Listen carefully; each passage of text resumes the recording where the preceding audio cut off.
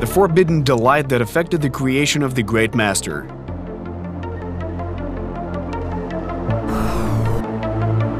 The woman who turned an invisible bondman into a famous creator.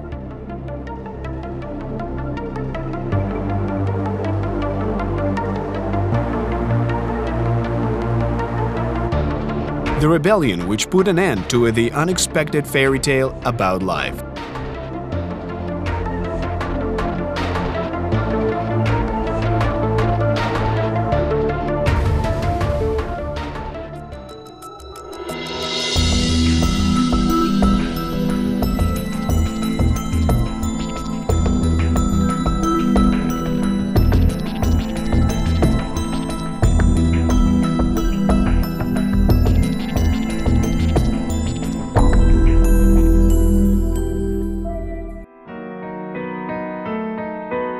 Taras Shevchenko National Museum. The story of its collection is full of tragedy, hardships, and violence, similar to the life of the great Kobzar. The collection, made posthumously, became immortal. Devoted followers saved and preserved the collection, which the Kiev Duma rejected at first.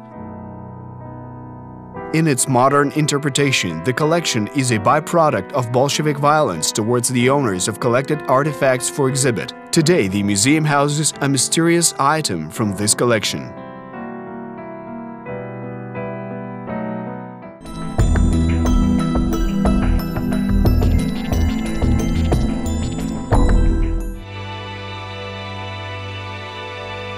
Italian pencil, paper 47.5 to 38 centimeters. Pencil drawing, head of a woman. The historiographers of Shevchenko's creative life are totally confused by the 1830 drawing. The following drawings differ in style, although were previously considered as authentic. Father's portrait is naive in comparison to the pencil drawing head of a woman. Scholars cannot indicate precisely who is depicted in this work and why the quality is considerably higher than in later works. Life is mysterious and uncertain. In particular, once the curse of the young artist became his lucky ticket into adulthood, it's not the sole paradox of the great Kobzar. For instance, he hadn't thought of writing for a long time and now he's worldwide famous for his literary pieces. He wanted to be a painter, which came as a surprise to the local folk in the village where he was born.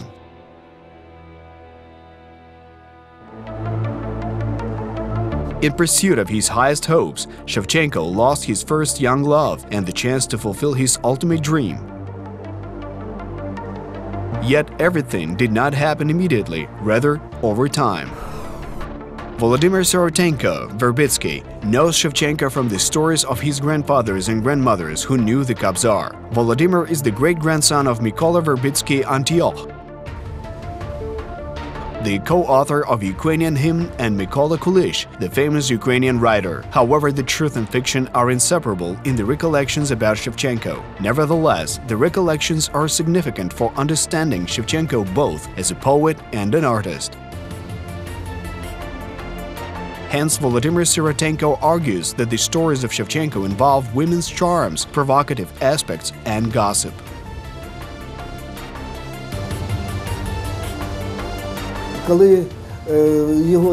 When his grandfather Yakim Boyko went to Engelhardt's steward Mitrenko, he was taken as an assistant to Jan Dymovsky, co-ruler of Morinci.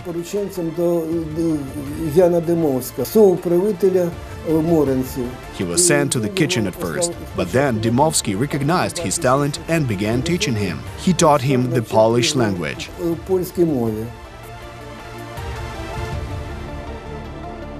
But the young Taras showed greater interest in drawing than in linguistics, so he ran from Dymovsky and hid in the bushes where he could paint. One day, the landowner Pavlo Engelhardt asked for a servant. Taras was truly shocked when he discovered that he was given to a master as his servant, but what seemed to him the end turned out to be just the beginning of his great rise to success and fame. Sofia Engelhardt was the person who created Shevchenko as a genius. Since she knew his origin and considered him to be a Voltairean naive, she perceived him as such and educated and raised him accordingly. All his dreams and visions Shevchenko associated with her. She was indeed a goddess for him, seemingly a goddess guardian angel or his keeper. Shevchenko's origin is one of the mysteries that acquired its myths, legends, and gossip, which evoke the disputes to this very day. We will return to this later. It is appropriate to underline that Sofia Engelhardt took the role of the Greek sculptor Pygmalion, who modeled her Shevchenko. Adam Mickiewicz introduced him to literary language. Moreover, the Mickiewicz was Lithuanian and not Polish. Sofia ordered her governesses to teach French and Polish as well.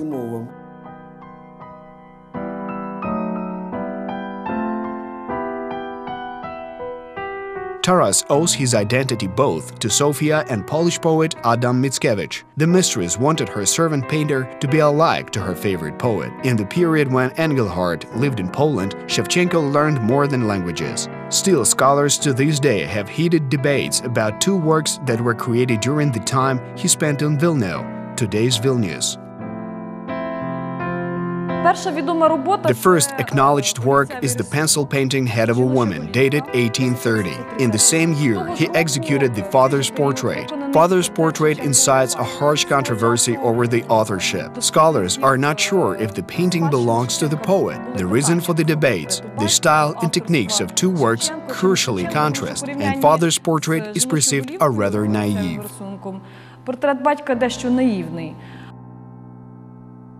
Будь-який художник, який не має професійної освіти, починаючи копіювати роботи.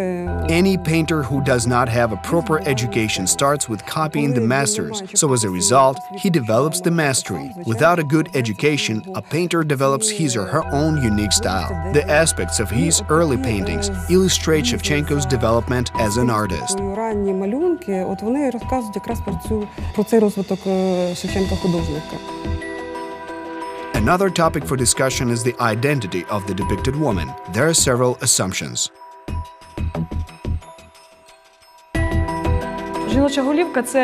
Head of a Woman is a copy of an unknown artist's engraving.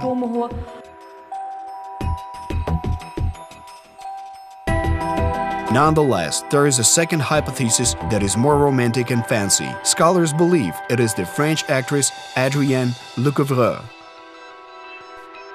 Experts note the elegant technique and skillful painting of the face with the magnificent translucent cloak placed on her head and shoulders. It is difficult to credit a 16-year-old self-taught artist for creating such a work. Or is it more correct to refer to him as self-taught artist? The future artist and poet's Vilno period is ambiguous. Head of a Woman is one of several paintings preserved from that time.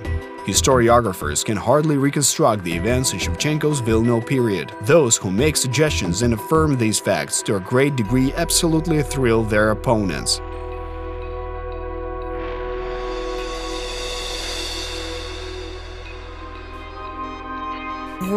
Some imply that he was a student of Armenian painter and professor Jan Rustam. There is no specific information about the education. It is only the stylistic aspects of paintings that can underline to what extent his creative manner changed. Volodymyr Siratenko admits that the fact that he studied painting under founder of the Lithuanian National Painting School and the Imperial University of Vilnius Professor Jan Rustam is a drop in the ocean. There was training in the university, which occurred under very cunning circumstances. Sofia Engelhardt was considered as the most beautiful woman in Vilnius. It was crucial for her to be painted by Johann Lampi, who toured in Vilnius, to gain more recognition. Despite this, just as many other artists, he had the habit of drawing his models naked and then clothing them. Але у нього була така звичка, як і у всіх художників, що він натуру малював оголенною, а потім надягав на її вже вбрання. Such an unusual approach enabled the artist to depict a model as younger. Moreover, all of the artist's works were lively, and having the portrait made by the master would reinforce the status of the wife. However, Pavlo Engelhardt very much feared the consequences of such an approach. Obviously, if posing naked, this would result in the artist harassing her.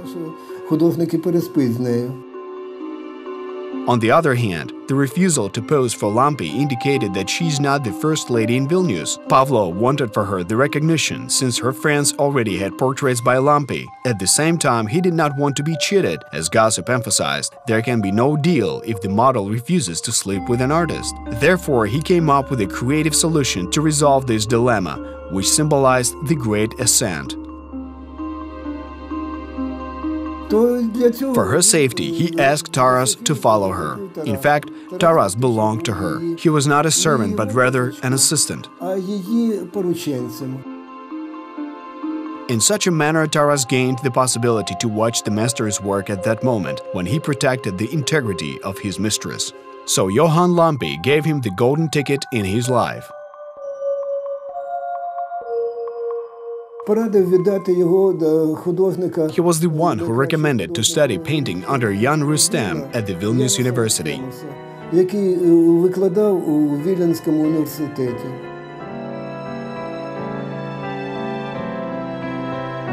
His training at the Vilnius University is another mystery. Many challenge this aspect of the poet's life, but Shevchenko's letters only support this fact. I can only tell you what the old man Professor Rustem used to tell to his students. 6 years you paint, 6 months you draw, and then you will become a respected artist. Taras Shevchenko wrote this to his friend, Polish painter and historian Bronislaw Zelensky.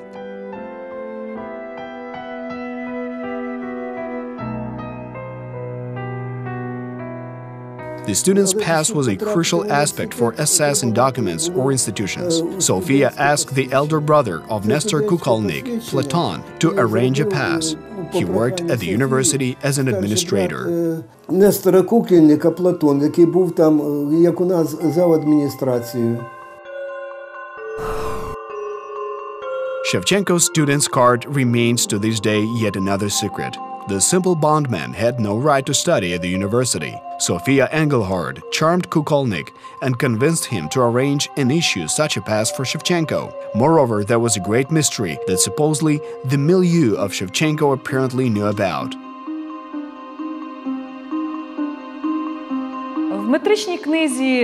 The register of 1814 has a record number 10, which indicates Shevchenko's birthday. The Morinci villager Grigory Shevchenko and his wife Katerina have a son. Then it is written that they called and baptized him as Tarasi. The enigma begins with the theory that instead of Katerina, there was the name Agafia, and it was corrected. І вже пізніше іншим почерком, іншою пастою виправлено на Катерини. Some scholars argue that in this manner the truth about Shevchenko's parents was hidden. One simple correction in the register produced the exaggerated idea that Shevchenko was the bastard son of Konstantin Pavlovich, the Duke. The museum employees believe this idea is grotesque and absolutely preposterous. They rather explain this fact by an error committed by the local priest.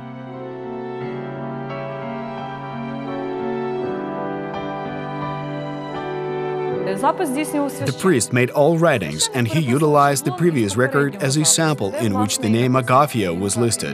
Why did the priest not correct it right away? Why later? Clearly, he did not notice the mistake. When Shevchenko lived in Kiev and applied for the position of an art teacher at the Kiev University of St. Volodymyr, he needed the documents that confirmed his identity, including the registry records of his actual date of birth. Які підтверджували його особу, в тому числі і виписка з метричної книги про народження.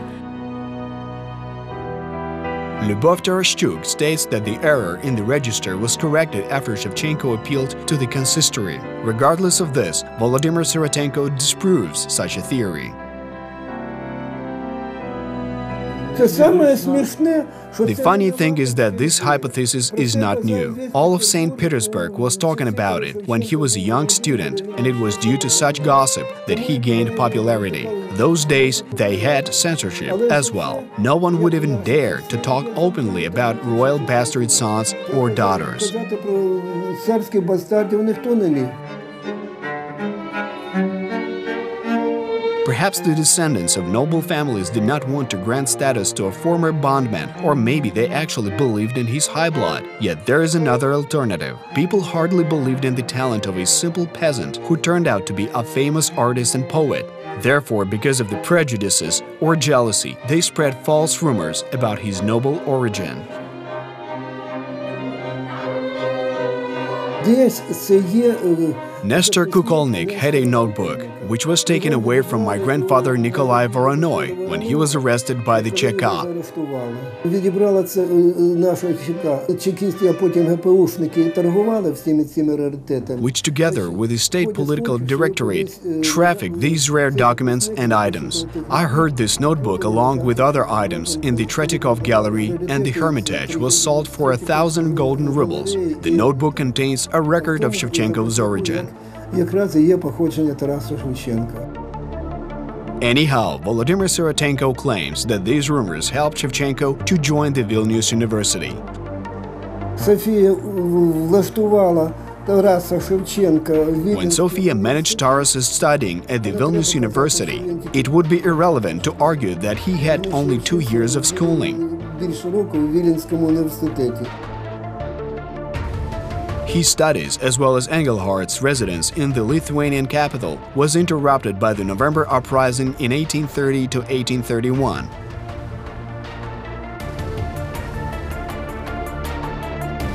Pavlo Engelhardt, as a Russian army officer, had to abruptly leave for St. Petersburg.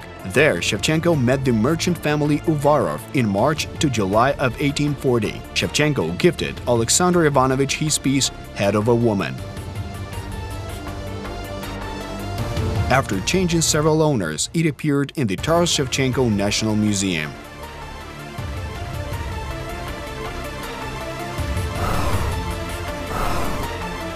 Up to this very day, this piece is shrouded in secrets and mysteries.